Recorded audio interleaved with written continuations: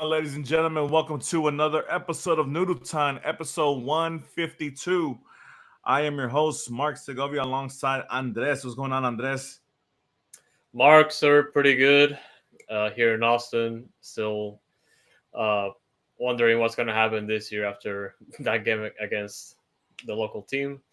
And yeah, man, just lots to talk about, and especially a big game coming up.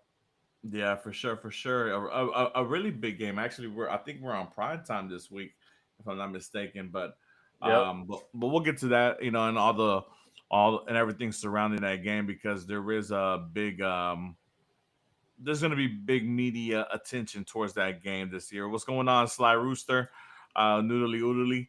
Um, so, I mean, obviously, there's going to be a lot of attention towards that game, but we'll talk about it as soon as we get to that topic. But obviously, first thing comes first. 2-2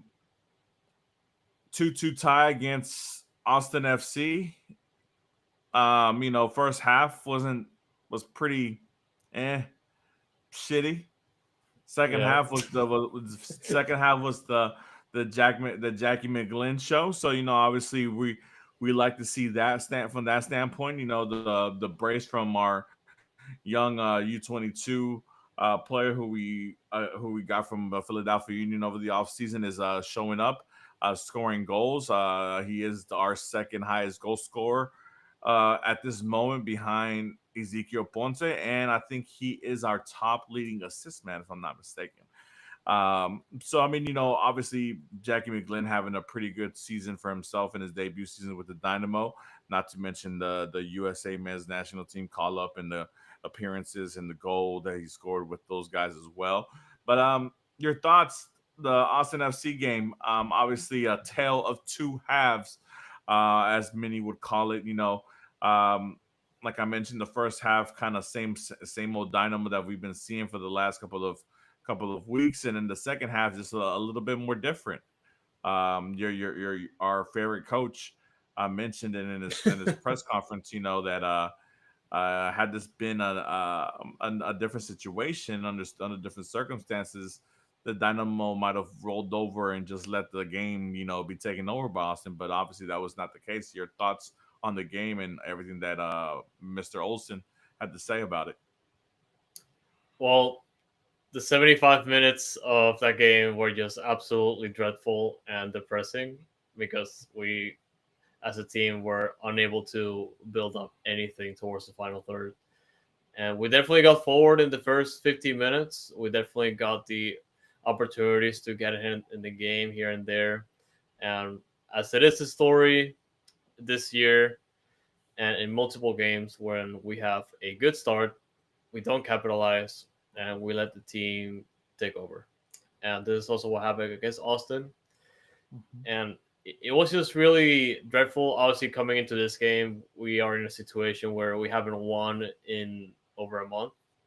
Yeah. Obviously, coming out of League's Cup, where we all have like this, we are just straight up negative towards the Dynamo because for good reason. There's almost nothing to look forward to, especially when coming into this game with like only Antonio Carlos to say like, "Hey, we made a signing, Antonio Carlos." Definitely, just what we needed. But Antonio Carlos ended up being one of the positives in this game.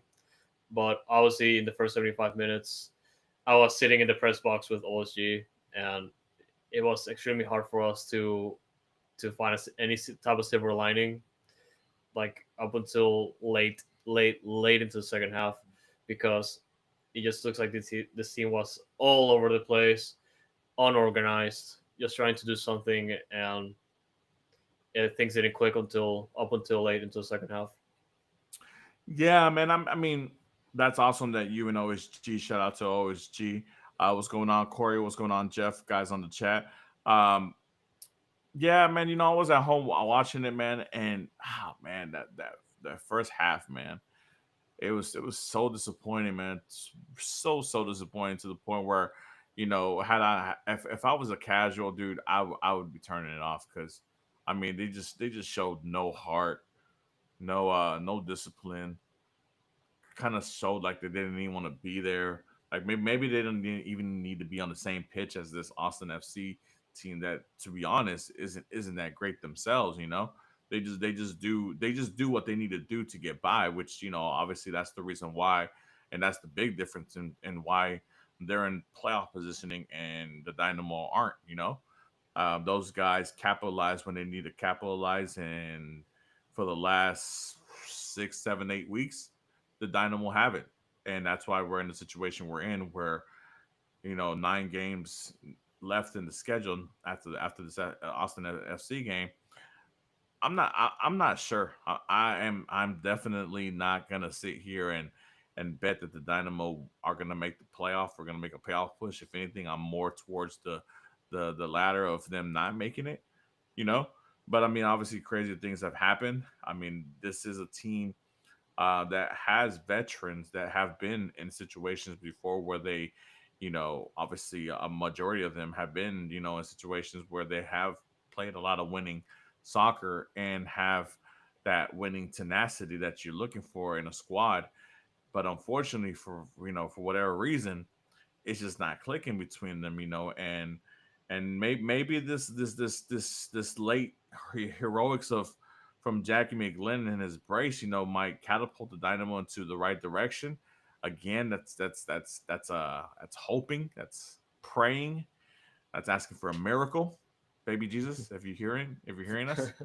Um, so I mean, it's a tough scenario to be at as a fan. Obviously, I mean, but obviously, as long as we're not mathematically eliminated, there's always a chance, right? There's still a chance as long as we're not mathematically eliminated. And obviously, we talked about it last show.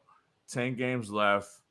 We need as much positivity and as much a positive outlook as possible, and a tie and a tie in Austin is a positive outcome, right? No matter how it looked like, I mean, or whatever the case may be, a point was gained. So I mean, we'll see if they can continue with that with that positive, I guess, positive trend. My question to you, Andres, I mean, obviously, does did McGlynn basically save Olsen's job for the rest of the season? I think so, but just for this week for now, because as we all know, heading into this game after the Leagues Cup and after everything that has happened this year, uh, with all the progress I was backing up Ben Olsen State, Hmm. it really felt like it was make or break. I thought if Ben Olsen lost that game, it could have been really bad. And Asher was in the building. I don't know about Pat, but I do know that Asher was there, and I'm not sure if it was because it was close by. Like he always travels to Austin, especially for most Austin FC2 games that happen here against those. So it really although that was the case, it still felt like a lot of a lot of things were running in this game, and we've also and I were feeling like this could be Ben Olsen's last night as a head coach, depending on the outcome. And Jack McGlynn, I don't know what else to say. Probably Yeah, the MVP of the season, but yep. it's kind of a weird situation to be in, right? You're happy. Well, I mean, look, I'm happy. Jack McGlynn is showing up, and scoring the way he's scoring, penalty. Obviously the goal that he scored. And obviously playing to the end of the game to make sure that the Dynamo at least collect a point at home. And I've always said road points are golden points, and we and one of the positive things about this season is that we've been collecting a lot of these golden points, but unfortunately all these golden points don't mean anything if we're not getting any points at home, which is the case this season, right? So it's an interesting aspect to be in, and a kind of difficult position to be in as a fan, where yeah, I want my team to be scoring. I want the player that they hugely invested into to be scoring and to be producing the way he is, because obviously we know that McGlynn's tenure in Houston isn't going to be a long one. It might be this year, might be next year, and that possibly be it, and then he might be off to Europe after that. We'll see what happens. Obviously, we don't know what the exact plan is, but obviously, with that being said, I mean, he's an investment player that we invested in, and we're hoping to get big payoff off of him, regardless. And with that being said, I mean, you want that player to be at his maximum and to be, a leader for this team, even though he's a super young player. Maybe he doesn't lead by his voice, but I mean, he can lead by his actions on the pitch. And obviously representing his national team, and then obviously, doing what he did this past Saturday, it goes a long way to going towards that path. Because I mean, it's like I said, there's so many negatives with this season, so many negatives, and there's a lot of things that the Dynamo fan base and supporters are just they're just looking to grab onto, so to have any kind of hope. And obviously with this, like I said, I think this tie basically kind of secures Ben Olsen's tenure, as far as that I think he's completing the whole season as a coach, regardless of what happens. So I think this match, if this match would have ended up 4-0 Austin FC winning, to be honest, I think we would be having a different show today. Yeah. I honestly think that. But like I said, Jack McGlynn did what he did. I think he basically saved Benny Olsen's job, and he will be our coach to the remaining of the season. So, you know, who knows if I'm right or if I'm wrong, but I mean, that's how I feel. So Andres, I guess with this tie, obviously, like I said, like I mentioned earlier, 9 games left. Does this, I mean, increase your playoff hopes any bigger than what they were last week? Does it make you feel any better as far as the Dynamo making the playoffs or their playoff chances per se? No, I'm still not hopeful. Honestly, no. Like it's just the What did honestly you give the me last week? way. Like a 5%, I think it was. Yeah, five. I think it was like 5% only because I'm biased as hell. But yeah, honestly, the way the team is shaped up currently as things stand, I still feel like it's really hard for us to get wins by any means necessary. And we do have Yeah. 9 games remaining. We do have some tough opponents ahead, especially the next game coming up. Hmm. And I don't know what's gonna happen. Like I definitely want a sports miracle because those definitely exist, but they're so mysterious that it's not really quantifiable by fans. Like it just happens. Like if they're able to not lose games and at the same time win and draw games and hope for the best against other teams, also battling for a playoff spot, it can definitely happen. But for any fan that has seen MLS for a long time, and especially Dynamo fans that have been around for a long time, it's very hard. It's very hard to see us compete for postseason, but it's a matter of seeing what happens. Yeah. What's going on, Giuseppe? Giuseppe says I'm not either. To be honest, I think a little too late.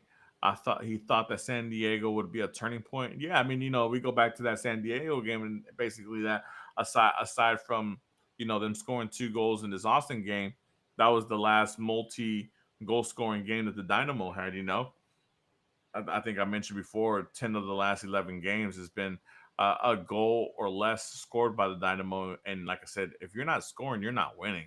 You know, you're putting a lot, and definitely if you're not scoring, you're putting a lot of pressure on the defense, where it's been patchwork. Where whether we've been inserting Bartlow or Pablo Ortiz or Andrade or Escobar, or mixing up Dorsey, or seeing who's gonna which four are gonna play. It's like it's a musical chairs game back there right now. And obviously the acquisition of Antonio Carlos is just another player to play this game.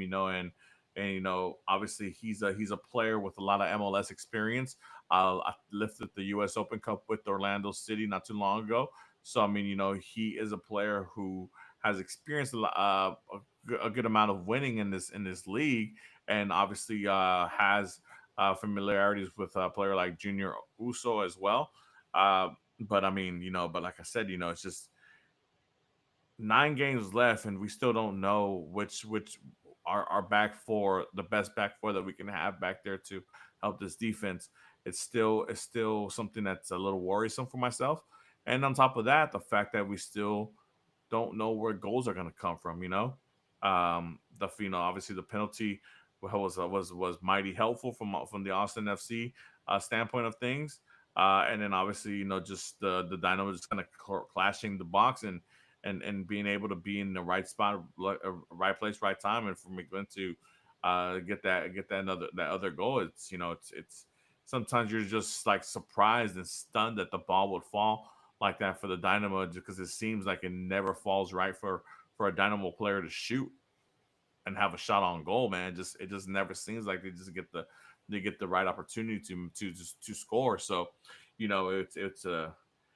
it was a great thing to see, at least from that standpoint, as far as the ball being put in the back of the net for the Dynamo. Um, so you said 5% last week. I mean, is it at least up to like 6%, maybe 7% now? I'd say probably a 0.5% because it's That like 5.5. okay, we got a point, sure, but we still have to Yeah. win games. We still have to score goals. And you mentioned the San Diego game. I felt I always feel like the San Diego game is such a fascinating topic because so many things It's happen such in an that game. outlier. Like Such an it's like outlier. since like the game against New York City back in May, like Houston never scored more than 3 goals. Like except Yeah. that game against San Diego, and that's it. Like it's Yeah. just like the goals are so hard to come by, and we did score 2 goals against Austin, which is great, but literally that was the first time since the game against San Diego that we scored 2 goals. So it's like Yeah. You know. we have so many problems. We need to by to get points, we have to win games. To win games, we have to score goals and obviously defend. So it's like I don't know what's happening, man. Like it's just absolutely unacceptable. Yeah, it's a drought, man. I mean, the Dynamo's offense has dried up. I mean, to be honest, it hasn't ever really flourished this whole season. I mean, I remember the excitement after that game. Obviously it was a Ponce brace, and Nali scores his first goal. And things like that. And you're like, oh man, this is exactly what we needed. We're gonna get off to this. This is gonna be the turning point, just like Giuseppe said in the chat. I was looking like, man, I can't believe it. You kind of overlook the fact that they allowed 3 goals, right? But I mean, because just them scoring 4 goals is just such an amazement, and the way they scored it, and then who scored those goals, you were just like, man, this is what we needed. This is gonna pump them up. This is the turnaround. This is the turning point. The confidence is gonna be high. These guys know that they can play with anybody. San Diego was top of the table at the time, so they went toe to toe with those guys, and it just showed. It just showed. I mean, it showed glimpses of what this team is capable of. If To be honest, if they're allowed to play a little bit more freely, you know, I feel. And it's funny because I managed to hear a little bit of Soccer Matters with Glenn when he was talking to Jack McGlynn, and he asked him if he thought the system was a little too organized.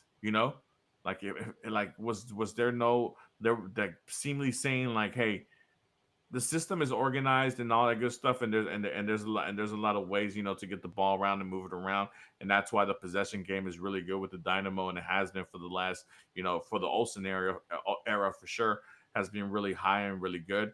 The 60% possession and all that good stuff, but it doesn't allow for the team to, or for the individual player to really go out there and be themselves and show off their characteristics or show off their personal flair.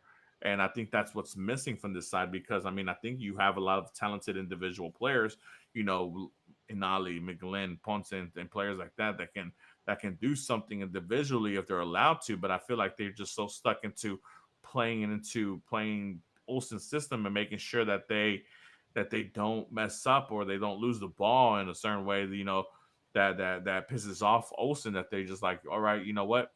As long as I'm not losing the ball, I'm good. We're keeping the 60% possession. That's all that matters.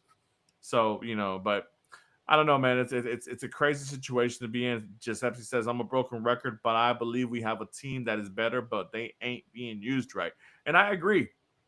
I agree with what Giuseppe says on the chat, and I think you too. You agree as well, Andres, and that's why Yeah. we've been barking up the tree as far as do we need a change at the head of the table as far as coaching goes, and like I said, no disrespect to what Ben Olsen did. Ben Olsen did his job when he came to the Dynamo. We were a club 12 feet deep in the hole, and he was the coach picked out by Pat Onstad and Asher and Ted to start digging this club out of the hole, and he did that, man. We're gonna applaud him. He won a U.S. Open Cup, took us to the Western Conference Final, and all that good stuff, and we have a lot of great memories, But the thing is, right now, um, we're stagnant, and I don't know whether that's because it's Olsen's coaching style, the lack of talent that we lost over the offseason, or just the lack of talent that was brought in this to the season. It's a combination of things, and obviously when you have such a bad season and a bad taste in your mouth, there's always a scapegoat, and you know Ted isn't getting fired. Ted isn't getting fired. He's the owner. Pat, I doubt it. Ted has a lot of confidence in Pat. You know, so I mean, who's the one that gets made an example of? Obviously some people will blame the players as far as doing that, but I mean, so one could say the players are doing what is being asked of them. You know, if the formation or the tactics or whatever has no room for individualism, you can't blame the player. They're doing what's being asked of them. So I don't know. It's a tough thing to say. Corey says there's plenty of room on the gym curtain hype train, boys. Toot toot. Hey, like I said, he just one of many coaches out there that are available that have had a lot of success, especially him currently. If he's had a lot of success with Philadelphia Union prior to him being let go. And he's basically one of the reasons why the Philadelphia Union are where they're at this moment. So I mean, he would be a great, great, great addition to the squad if that were to be the route that this team decides to go. But unfortunately, that's just a pipe dream right now. We're still on the Olsen train, and until it crashes over or hits something along the way, that's the ride we're on right now, and that's not a good ride to be on right now because that train, unfortunately, is heading up north, Andres, to Vancouver, and first place on top of the club, well, second place right now, and the Western Conference Vancouver Whitecaps. And not only are we going to Vancouver at a bad time, but we're going to them at a time where they're probably going to be at the most excited. I mean, you can think like, dude, this Vancouver team has been the top of the table the whole season. They went to a CONCACAF Champions League. They've had teams like Monterrey come through there, teams like Tigres, Pumas, and stuff like that. So how much more hype can they get? Well, a special player is coming and is supposedly supposed to make their MLS debut against our Houston Dynamo, and we're talking about one German legend, Thomas Mueller, a player who has won a World Cup with Germany, won the Champions League multiple times with Bayern Munich, has won numerous amount of titles with Bayern Munich, one of the German legends of that 2010 era. That's still going. That's an amazing player. Um, just your thoughts, Andres, on first of all Vancouver Whitecaps and what they're doing, and then obviously the Thomas Mueller effect. First of all, I think it's great that Thomas Mueller's in MLS, even I though think it's great I too. thought I thought he's gonna be retiring, but I was kind of shocked that he chose Vancouver. Apparently, Hey, FC Cincinnati was just wanted him really badly. Obviously, FC I, Cincinnati I and think they had Cincinnati. to. I think he had his discovery rights. That's I what it think so was. too. Yeah, Yeah. I think I read it, but well, yeah, I thought it would have been cool if based at Cincinnati. It's like German roots. He ended up there, but apparently he didn't want to be there, and Nah. he chose Vancouver instead. So, which is really interesting. Obviously, Vancouver a second in the West by 3 points, if I'm not mistaken. From San Diego, they are extremely good this year. They look like a better team compared to last year in almost every metric, and they just got better. A, they just added experience on top of a very talented squad, and Mhm. they're scary as hell, man. Yeah, I mean, it's obviously, and they lost Pedro Viti to Pumas on transfer, um, and but to bring in a player of this magnitude to a club that's ascending upwards, and it just shows you like, man, like, these guys, like, I'm not gonna lie to you, I didn't have Vancouver anywhere near anything as far as, like, I'm not no disrespect to them or anything at all. Just, when you think of Canadian teams, you think of Toronto because of everything they've done, with, like the signing of big players, championships, et cetera. Montreal, they've been horrible the whole season. Vancouver is kind of like that, just they're Vancouver, they're not, there's nothing really special or flashy about them up until this season when they just started winning games, and not only winning games, but going down to Mexico and advancing in the CONCACAF Champions Cup, making it to the final against Cruz Azul. And obviously the final wasn't what we wanted, and as far as the representation for MLS, but I mean, but they had a great showing, and and in league play, I mean, they're they're doing the damn thing. Brian White and those guys scoring goals. Goals are coming from every which way. It's just not from just one player. And then, like I said, you add a maestro like Thomas Mueller, and it's just like, wow, like a team that I had nowhere near. There was no thoughts of Vancouver in my mind this season, showing the ambition that they're showing. That, hey, you know what, they see that this situation for them doesn't happen as often as, say, as LAFC, Seattle, Cincinnati as of late, Inter Miami, where they're playing for championships and they're on top of the league and stuff like that. They see this as an opportunity to really make some noise and to really put a stamp on Canada as far as them being the premier team from Canada and MLS. You know, Mueller can really, if Mueller comes in, and I think Mueller still got it, to be honest. You know, he plays smart. He's not the quick. He's never been the quickest midfielder. He's never been the fastest. He's never been the strongest.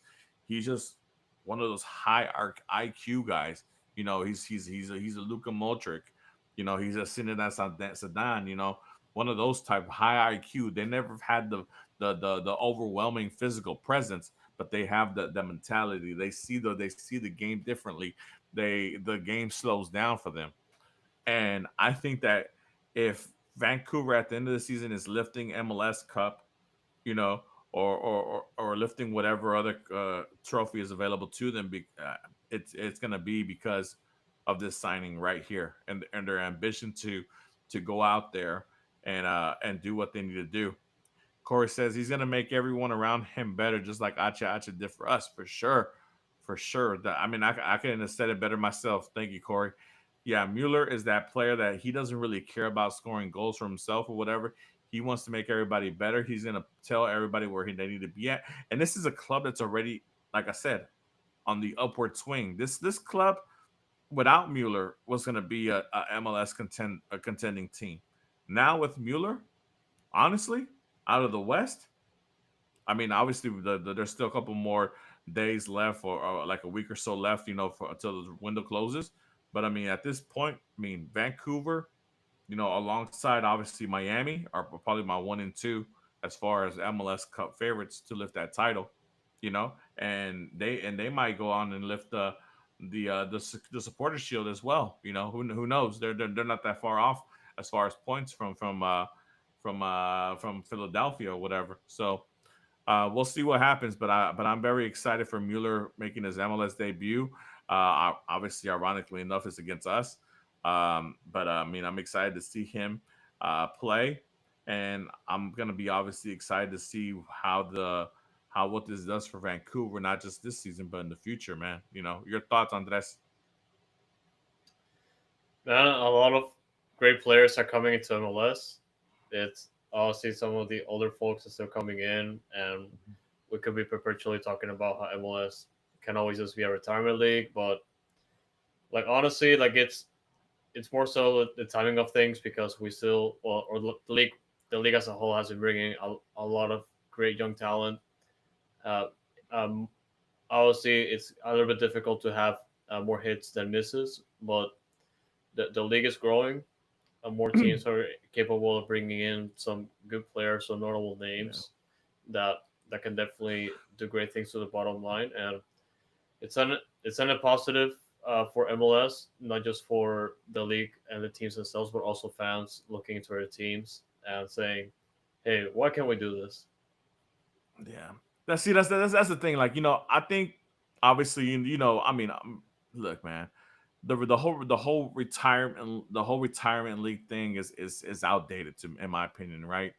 Like these players that have come over, Messi, Busquets, Mueller, we'll see here, son with LAFC, Forsberg, I can't remember the striker for Red Bulls that was with Bayern Munich. I can't remember his name right now. Uh, Chupomoting.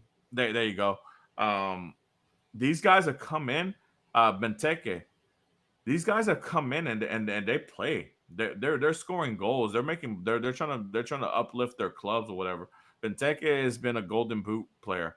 Messi obviously MVP, might win MVP again. Suarez last year to almost 20 goals. This year double digit assist. Human son. I mean, just in one game, he's uplifted the profile of LASC in the Asian market by 1,000%. And like you see all these clubs do these things and make these changes and make these quote unquote gambles, which to be honest, I don't feel like it's gambles. I feel like they're more opportunities that are being taken advantage of. And then you wonder, like, man, I mean, dude, like, what as a Dynamo franchise, like, what are we doing? Like, what are we doing? Like, realistically, I mean, look, I've mentioned this, a couple of shows ago.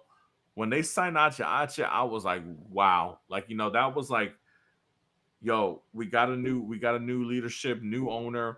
They're Ache, at that time, was the best player in the Gold Cup for Mexico. Had just won La Liga with Atletico not too long ago. Obviously, Mexican captain. So he came in with a resume that that fit the profile of what you want as a face of the franchise. You know, somebody who is going to bring people in on board, who's going to sell jerseys, who's going to make the team better, who's going to help the team lift silverware and all that stuff, and you're like, okay, great. This is a great, great, great starting point. But then ever since then, it's just been it's been like, okay, yeah, we hey guys, remember we did that. Yeah, but I mean, but dude, I mean, what have you done for us now? Like, I mean, like you see what everybody else does, like LAFC every season they're always, hey, look, Hugo Loris, right? Cool. For French national team, World Cup winner, they brought him in. Oliver Giroud, cool. It didn't work out. You know what, Giroud? Appreciate you. Didn't work out. It was great to see you. Cool. Human son. Like the say Enter Miami. Look, people were crazy. Messi isn't coming to MLS. What are you talking about? Blah blah blah blah blah. Not only does Messi come, Busquets comes. This my generation's best defensive mid of my generation, right? Comes along. Jordi, Suarez comes.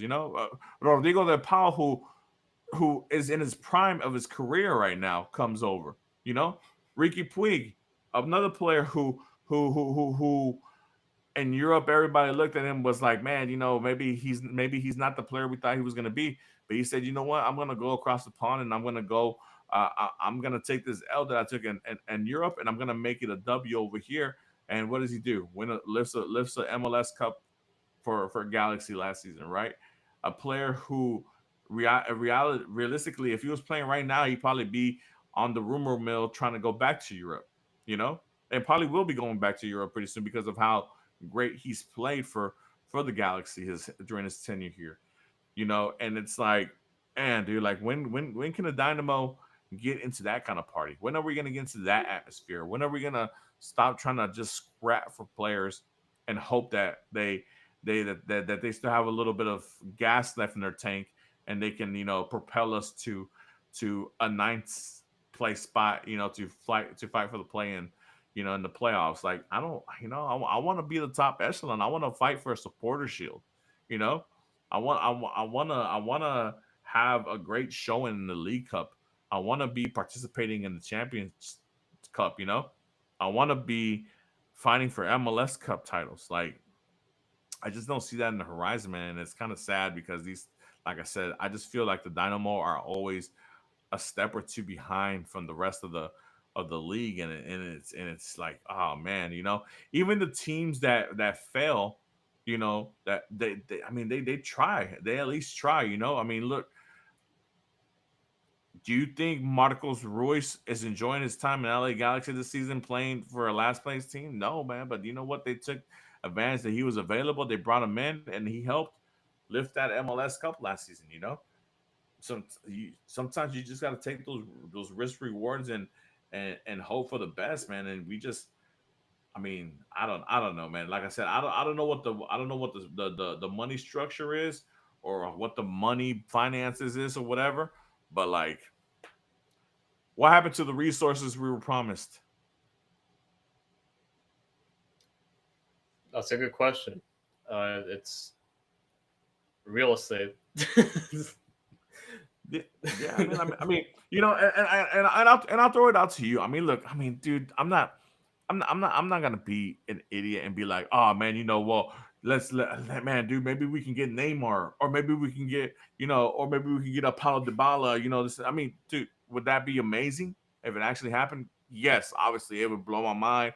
I'll be over there getting me a Neymar Dybala kit the next day or whatever. This is that. Yes, but obviously I don't see that kind of ambition from this club, right? They're so focused on this on utilizing these U22 initiatives and failing on them so badly. I just don't understand I understand uh the financial strategy as far as the gain as far as, but it doesn't matter, dude. Like if you don't get a quality U22 player, which they haven't aside from Anali, to be honest, if we're being realistically fair, Anali's really like the only one who has been I guess a hit, and unfortunately for him, he's dealt with injury, but I understand that it gives you more of a financial flexibility, but that doesn't matter. Financial flexibility doesn't help you win on the pitch. You know, bring in a great player that's gonna make your your not so good players bump their level up. Like Corey said in the chat, Ache made everybody around him better. You know, you take off Ache, you see what the team is. You put Ache back on the squad. He's your true captain. He's that voice on the pitch. He when everything's going down and everything's look like it's about to just go down the shitter. He's the one telling the guys, "Let's go." Hey, Arthur, you need to be over here. Hey, Ponce, I need you over here. Blah blah blah. He's talking to these guys. Every game I've ever seen him live or on television, there's not a moment where I don't see him talking to a player, telling him, "Hey, I need you over here," or "We need you over here," or "Hey, look, this player's doing this. Be ready for a pass," or whatever the case may be.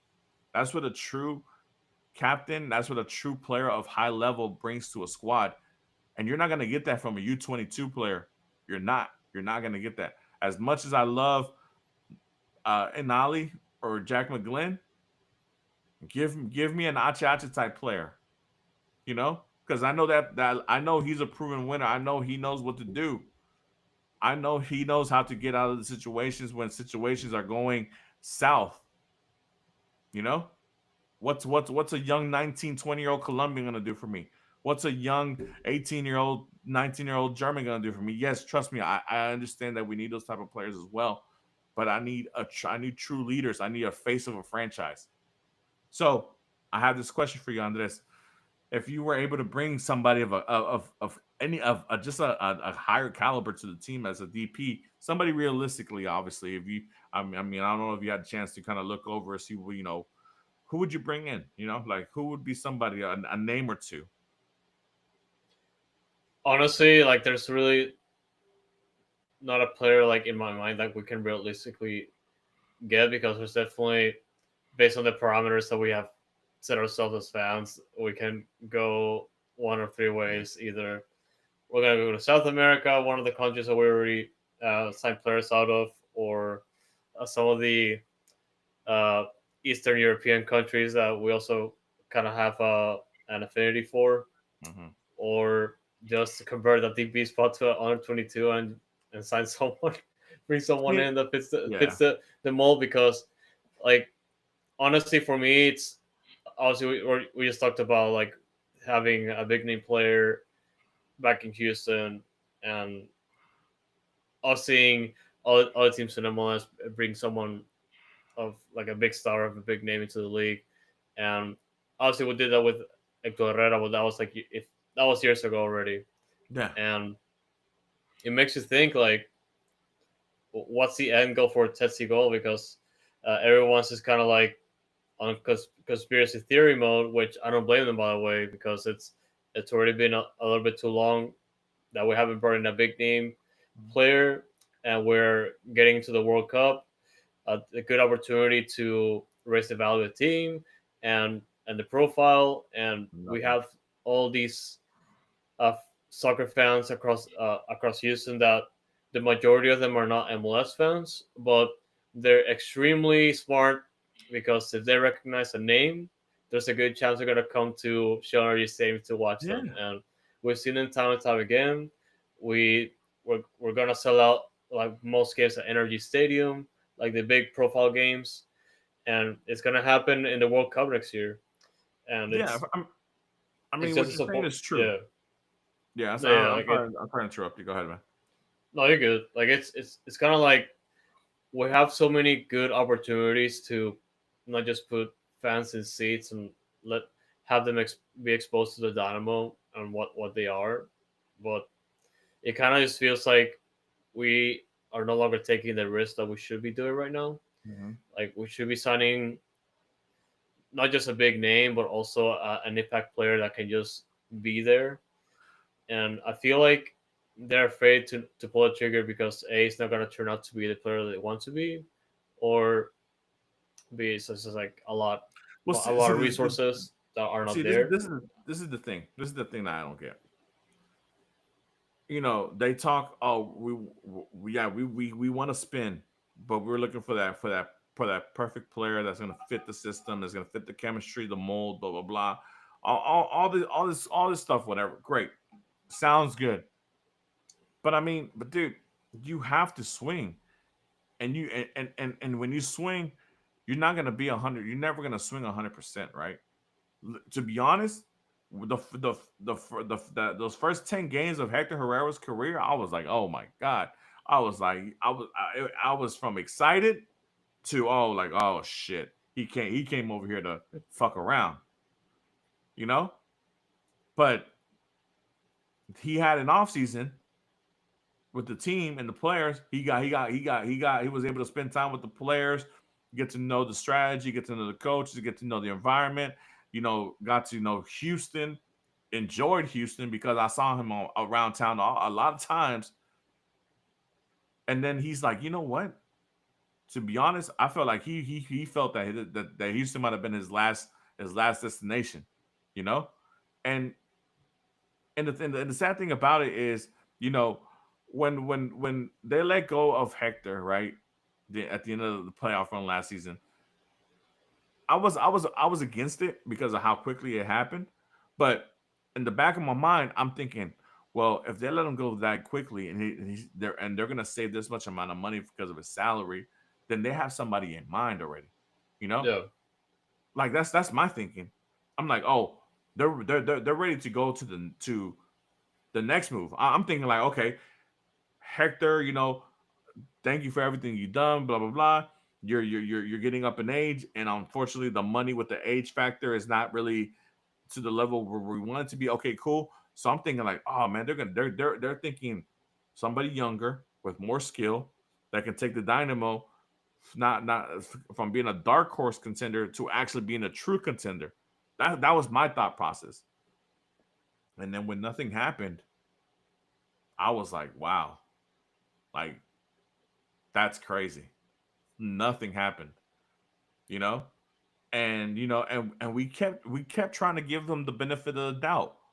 Yep. Oh, nah, man, nah, they're not gonna do this to us. Like, dude, we have a team, we have a solid squad, we have a team full of winners. You know, all these acquisitions, they've won something, blah blah blah. This is that, blah blah blah. Then Mikael goes, okay, cool, okay, it's all right. He it's a huge profit from what we pay for him, you know, and the profile grows for the club and all the great stuff.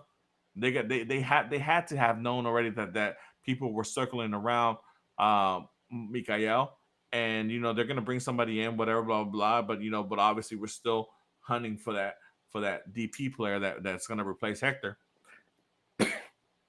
It's still nothing, man. Still nothing. We went in here with scraps, and one can honestly say the fact that we're only 4 points away from the playoff line is like, wow, it's truly a miracle. But one can also say is that the back end of that MLS playoff teams like Austin FC, San Jose, Frisco, those teams, quite honestly, they suck. They just happen to be ahead of us, which we suck even more. So it's just an unfortunate thing, because to be honest, had the front office and the team been ambitious and active and proactive, they would have seen this at least 6 weeks ago and would have been like, you know what?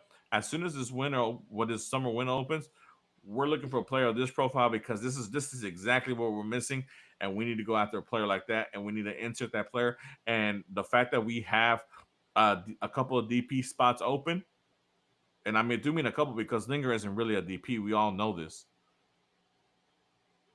We're gonna go all out for whatever player for said player. Like it doesn't make sense to me, dude. It doesn't make sense to me. Just a hypothetical, Andres. Do you know what? Imagine if the Dynamo would have signed someone like Human Sun, dude. You know how much popularity in the Asian market that would have brought to the Dynamo? That would have been Yao Ming to the Rockets. Yep. That's Yao Ming to the Rockets type of Literally. deal. Literally. Like, Yep. like, like, like, dude. Human Sun's first week with LAFC jersey sales by themselves have by far already covered the salary for sure. That little transfer, everybody's like, oh man, this is the biggest transfer fee, $26 million for a 33-year-old player. Who gives a shit? Human Sun is gonna propel LAFC to make a deep MLS Cup run, if not, maybe even lift it. Gonna sell jerseys. They're LAFC now has the opportunity to go on an Asian tour that will propel that bring in so much money for them, the same way the Inter Miami has been able to do these past couple of off seasons with Messi and the crew. Like, dude, I don't understand. It's a win-win situation. Like, why wouldn't we? Oh, because players prefer to go to LA or Miami before they prefer for Houston, blah blah blah.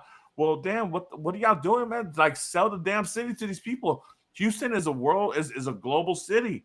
So you're telling me that Thomas Mueller, Vancouver over Houston, Thomas Mueller if you heard the reason why he went to Vancouver was because Vancouver sold him on how they're gonna fit him into the profile of the club and this is and that blah blah blah. Which obviously he came over here with a thought process of I want to play and I want to make an impact. I don't want to just be the star player and this is and that. That's great. But if you're not even talking to these players and knowing what they're really looking for, then what are we doing here? You're just assuming that players are coming here to retire and fuck off and just get the last big paycheck off of you, and that's that. And if you have that mentality, you're already not getting anybody. Nobody's coming to Houston. Nobody's doing this. You're just piggybacking off the whole World Cup thing and all that bullshit that comes around with it, whatever. And that's that. Because after 2026, then what's gonna happen after that? You know, like realistically, what's gonna happen after that? You know, the Apple TV deal was great for the whole hype and all this stuff, but to be honest, I mean, dude, we're paying a part of Messi's salary. Yeah. Like we're helping other teams. Like I mean, dude, like Houston is the big market. It's the fourth largest city in the country. Like, dude, where's I'm not even asking for Messi, man. I'm not even asking for Mueller or Human Son. You know? Where's my Ricky Puig? Where's my Evander? You know? Give me that type of player at least, Like where's that guy at? But I mean, I can go on this chat on this rant the whole time with everybody. It's a never ending topic of just like how much the front office has failed us, and then like I said, it's just they're taking advantage of the fact that we're supporters. We love this club. We're forever orange. We're always holding it down. Blah blah blah. All the different you know uh marketing whatever strategies that they throw at us. Cool, we eat it up. The purple jerseys, the lean jerseys, the black, it's all good. It's all good. But man, dude, I want to see something good on the pitch. So sorry about that, Andres. I just had to get that off of my chest. But obviously, we have the Vancouver game on prime time Sunday, 8 p.m. We are going to be showcased. Hopefully, this showcase is not going to show the rest of the league and the rest of the world that how sorry we are. Hopefully, they show up and whatever, all that good stuff. Chicago try for KDB. There you go, Andre. And Adrian came in late, but came in strong. I appreciate that, my guy. Um, you remember when Sporting Kansas City was almost or was about to sign Cristiano Ronaldo? Ronaldo, That could you, rumor was dude, insane. dude, could you, Cristiano Ronaldo in Kansas City, my guy? Think that about it, will, yeah, that will destroy all the arguments saying that okay, dude. small markets can Oh, attract big stars. like, see, could you imagine Georgina riding around in a Ferrari in Kansas City, my guy? Dude, and supposedly it was this close. It was this close. But I mean, they swung that fucking bat, and They it was a swung, man. big. They swung. They swung. That's all that they swung. You know, Dude, man, I don't even want. Anyways, Andre, Adrian, I'm sorry. Appreciate that late second remark at the end of the show. Great, a great contribution to the show, my guy. But with that being said, Andres, predictions for this game against Vancouver against Thomas Mueller. What do you think is going to be the outcome? Prime time, 8 p.m. Sunday night football. Vancouver Whitecaps versus Houston Dynamo. What do you think is going to happen? Man, I don't want to see a score line because I'm scared as hell. But I guess my prediction is an entertaining game. I hope so because an entertaining game means we have a shot. So that's all I'm gonna say because I Oh don't wanna man, jinx it. man. As entertaining as the last time we played Vancouver. Is that kind of entertaining? Yes, yes. The last time we played Vancouver at home was they whooped us 3-0. The last time we played in Vancouver was a really, really, really, really entertaining game. I think it was a 5-4 game, if I'm not mistaken. One of the best regular season games for Dynamo I have ever Yeah, seen. It's still I, stuck I in my memory to this day. Yeah, I would sign up for that type of game, obviously, and that would be amazing to see that type of game. Obviously, BP place is a unique place because of the artificial turf, and it's really it's play. Basically, you're playing on the Astrodome, so that gives it that unique type of fast paced game because that ball just bounces and it goes right. So maybe it gives an opportunity for a player like Inali with that speed to really take control. But we'll see because Inali hasn't even been starting these last couple of matches, so I don't know what the deal there is. So we'll see what happens, man. I mean, man, I hate to put a.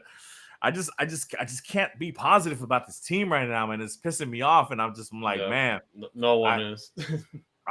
man, I don't even want to see a score line because I just feel like I'm gonna be disrespectful towards this team, and I just don't want to do that. So I'm just gonna hope for a good time. It's gonna it's gonna be great to see Thomas Mueller in a different kit besides a Bayern Munich kit. I guess it'll be great to see that. And then obviously, hopefully they show something in front of in front of the rest of the country that's watching because I mean it is the prime time game for this week, and the last time we were on prime time it wasn't that good of a showing, so you know a kind of a bit of a sour taste left in our mouths or whatever. Well, Olsen get fired. Footballer said, "Footballer, what's going on, bud? Welcome in. Appreciate you joining us." I think I mean I said it earlier in the show. I think that McGlynn saved Olsen's job, and I think he will probably finish out as coach for the rest of the season. Andres thinks that's still a week by week process or whatever, but I think that I think that this tie against Austin FC has really kept Olsen seat from going from flaming hot to just mild warm. Dynamo is due for a megastar. Is money a factor or lack of good sponsors?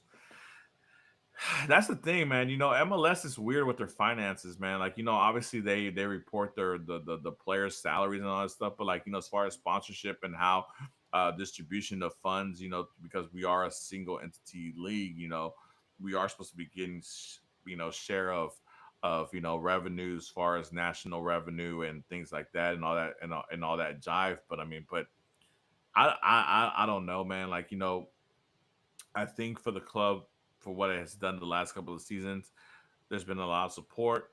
I mean, obviously, there's been the attendance has been a bit better. Not this season so much because obviously the Dynamo have gone on a downward spiral again. But I mean, but I think that the money has been there. I think the money is there. I mean, you see Ted invest in other things as far as upgrading the stadium, buying real estate around there.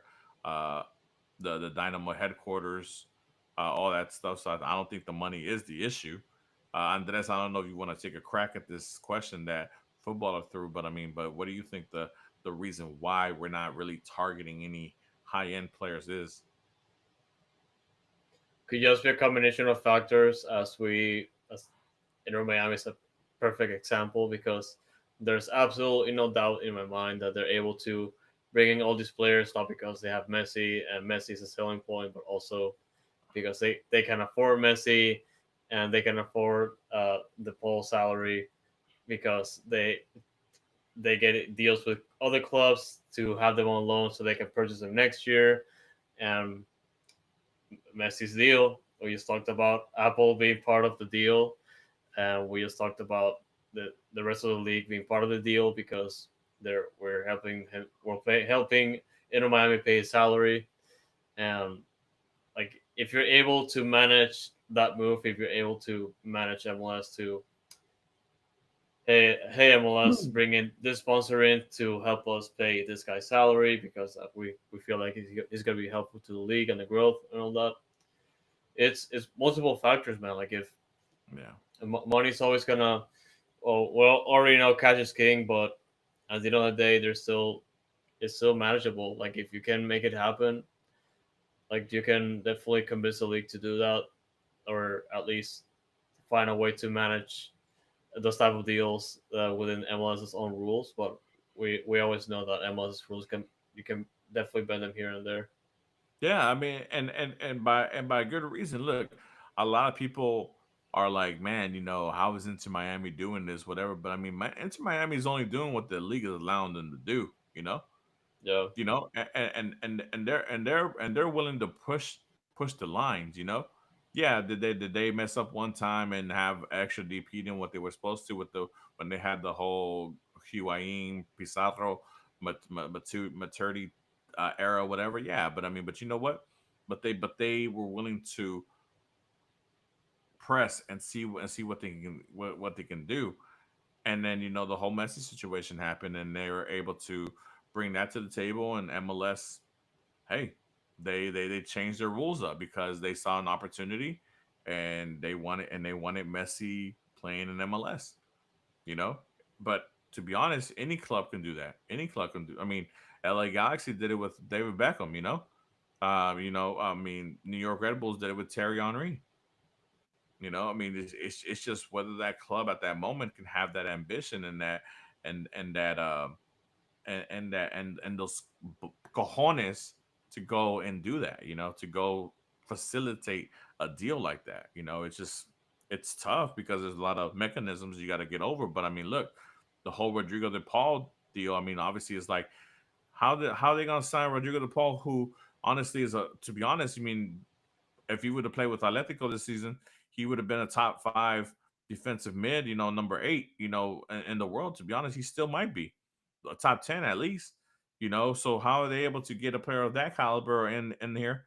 Well, I mean, they ask questions. They ask, hey, look, you know what? We can't sign him fully right now, but if you can get us, if you can give it to, if you can give him to us on loan, then we'll put an obligation to buy for next season because they know that more than likely this is Busquets' last season. And he's obviously gonna replace the guy.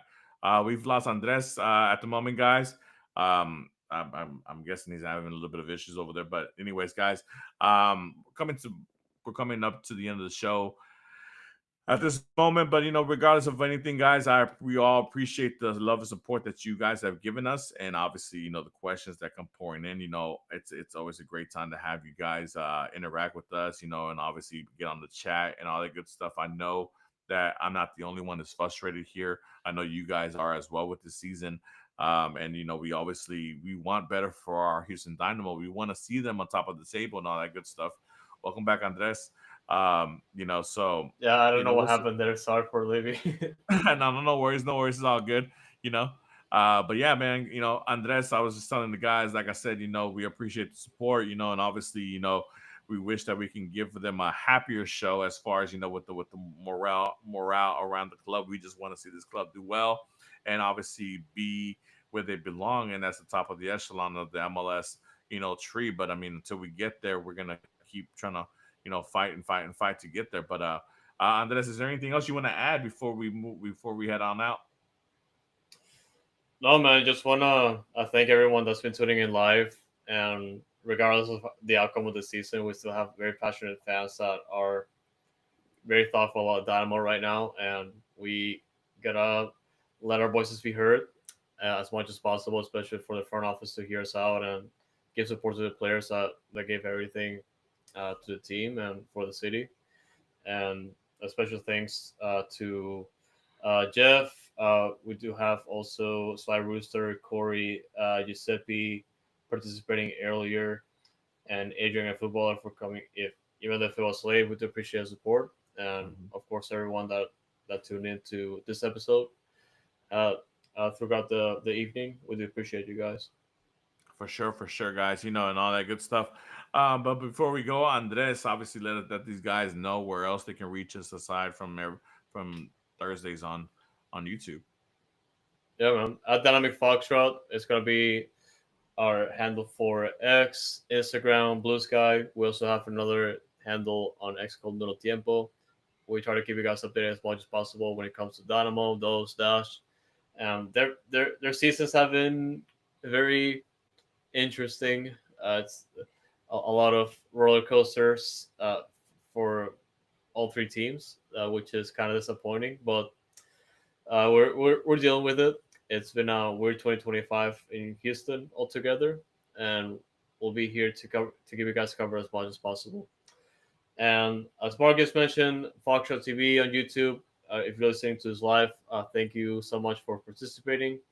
If you haven't checked out our YouTube channel, we do stream our episodes every Thursday here on YouTube. So engage with us in the comments, like our episodes, subscribe, and make sure you have done so already. It means a lot to us, and it definitely helps with the algorithm to be discovered by other people along the way. And Ghost TV, a good platform to check out other soccer content creators like us. So if you haven't checked it out already, I highly recommend doing that right away. Is Ghost.tv spelled with a Z. And our handle is going to be at Dynamic Foxtrot there. So Ghost.tv / at Dynamic Foxtrot. And if you haven't checked it out already, our weekly newsletter, Fox in the Box and Dash Dispatch, the written version. We try to keep you guys updated with the weekly newsletter. So keep an eye on that one as we try to keep you guys posted. The next Dash Dispatch will be posted very soon, hopefully by tomorrow. So keep an eye on that one. That it was written by OSG, and yeah, just also check out our other episodes. We just released our Dash Dispatch a few days ago. If you haven't checked it out already, and also our post game from the Austin FC game in our YouTube channel. So check this out. And as always, guys, thank you so much for your support. For sure, guys. And with that being said, obviously through the ups and downs, it doesn't matter. We're still gonna be holding down for H Town. Um, throw the matches up. See you guys next Thursday. Shout out to my girl Kiki Golasso for Houston Dash. I saw it. Lovely goal. Wish we can get Yeah, some of yeah, that action for the Dynamo. for sure, please. And stay noodle, y'all.